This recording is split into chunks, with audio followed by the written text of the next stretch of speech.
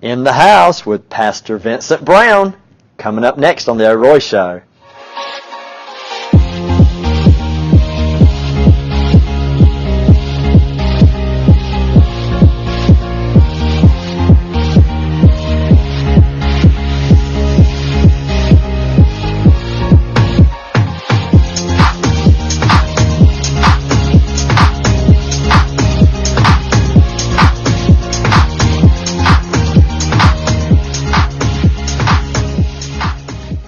Welcome to the Roy Show. Today, my guest, I have the privilege of having as my guest today, Pastor Vincent Brown. Welcome. Thank you for having me. You're the senior pastor and founder at the outlet CLWC Incorporated. That's right. That's correct. And CEO and founder at Vincent Brown Ministries. Right. Here in Valdosta. Here in Valdosta. Wow. Tell me a little bit about them. The outlet, we've been established for 7 years now, here in Valdosta. And the Vincent Brown Ministries, a lot of people wonder, like, what's the difference between this or the difference? Well, it's because I was in ministry before I started pastoring, and it was already established where I went out and I did evangelism, or I did activism, and I would go and, I would just speak at different rallies and events and just, bring the Word of God at different places. And then once I started the ministry, the outlet, the church, it began to grow and God began to bless us there. And so the CLWC part is called the Outlet Christian Life Worship Center. And we're here in Valdosta, North Ashley Street, right off of North Ashley Street. It's on 98 Garden Drive. There you go. There's something else, too, that you're a great writer as well. Thank you. Motivational speaker, inspirational writer. I mean, I read a lot of I keep up with you on Facebook. That's why I reached out to you. Thank you. I love what you do. I think it's fascinating. And you remind me a lot of Les Brown, that motivational. Wow. I love reading his work. Thank you so much. And your similarities are, y'all have some similarities there. And but you have a huge following. There's a lot, yeah. There's a lot of people that follow you, and I don't think they do it just because you're a handsome guy. I think they do it because you have a great message. Thank you. And it motivates. And I'm intentional about getting information out and activism out, and just I write as a passion. I communicate better writing than I do speaking. You go figure, being a pastor. But I love to write because, when you write, you have time, you can think it out, you can do everything. But I love to write. I've been writing since I was in school, in elementary school. And I'm also writing a book right now. And so I use my social media as a gauge to kind of see how people respond. And I say, okay, I put this out there. I say, well, okay, they like that. So I'll polish this up and use it. And then I'll see if they didn't really get no response. I'm like, okay, maybe I need to go out. And that is my way of gauging how relevant the information is that I'm trying to produce in the book format.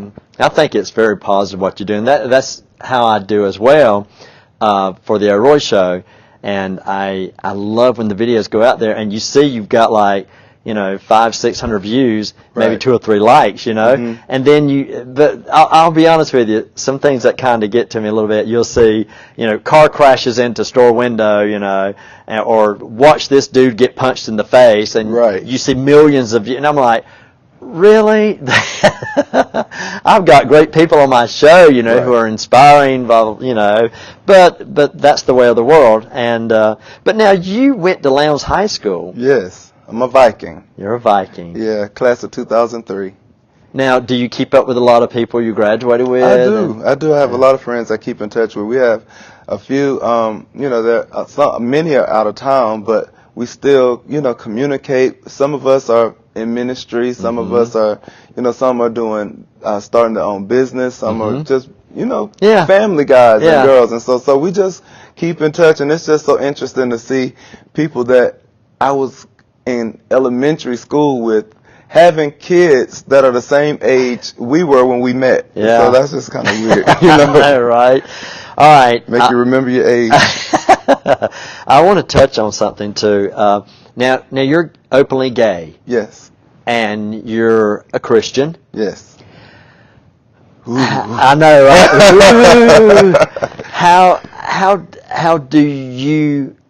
How were you able to make that work?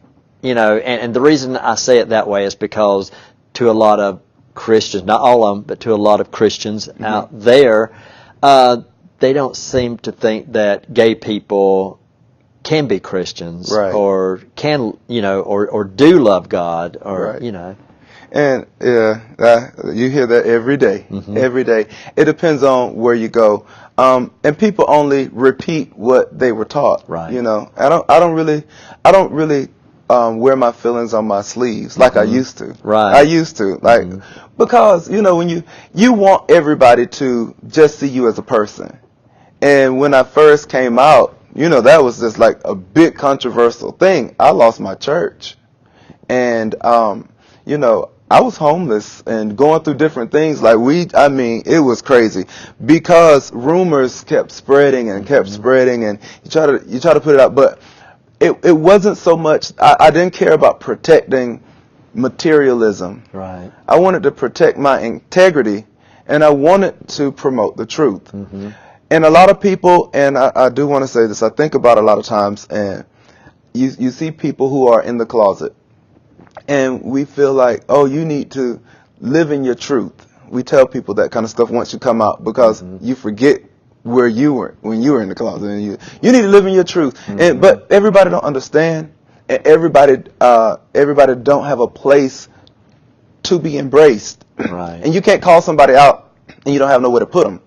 That's why the homelessness is so high with LGBT youth. Right. Because they come out to their parents, and some of them get kicked out of their homes. And so that was a big challenge for me, wanting to promote visibility, at the same time being conscious that that's not the truth for some people. And so that is what made me as passionate as I was about preaching, the truth. Because I would have preached it earlier if I knew the truth. Let me put it this way. I knew the truth in my heart, right, but I couldn't articulate it theologically, because my interpretation was borrowed from who taught me. And until I just looked at it, I was like, it doesn't say that. Right. That's what you said, but I kept looking and it didn't say that. Jesus doesn't discriminate. Right. And see, the entire time you're talking, I'm thinking about my own experience when I was younger. And, of course, I was raised Mormon. There's 9 kids in my family. Wow. My poor mother and father. I love them. Rest in peace, Dad. But it was amazing, because I served a lot of people don't know this, but I actually served a mission as a Mormon missionary. Wow. I was one of the bicycle riders. Yes, bicycles. Half of my audience probably went, "What?" But yeah, that was me. I knocked the doors and spread the word of Mormonism and blah blah blah. And but I'll be honest with you, when I left the church, was kicked out, whatever you want to call it, excommunicated,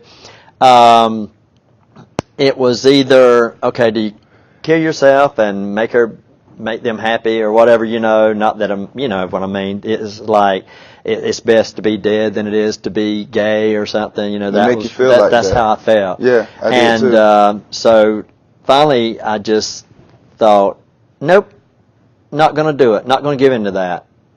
Life is too precious. Life is too great. And I don't think the Mormon church is the only way of living here on earth, and or being stuck in any religion is. And so I don't really consider myself religious. Right. I am spiritual. Right. And I will tell you this, and a lot of people think it's cheesy or whatever, but I can look at the clouds, and I can look at trees, and I can see flowers. Sometimes on Facebook I'll post a picture of a beautiful blooming flower or something, and I appreciate God so much more being out of the church than I did when I was there, because I was too damn worried about what people were going to think about me or find out if I'm gay, and stuff. But when I left, it was like, whew! The bigotry is gone. I'm alive! Yeah. You sound like Alice Walker. The Color Purple. Yeah. I see God in the color purple. That's right. Yeah, but that's true. Yeah, and that's why that movie's so famous. It but, is. But how is it for you now? I mean, because as I said earlier, you have a huge following, and you have a great message, and a lot of people I don't think are necessarily following you because you're gay. I think they just like the way you teach and preach. You know, right.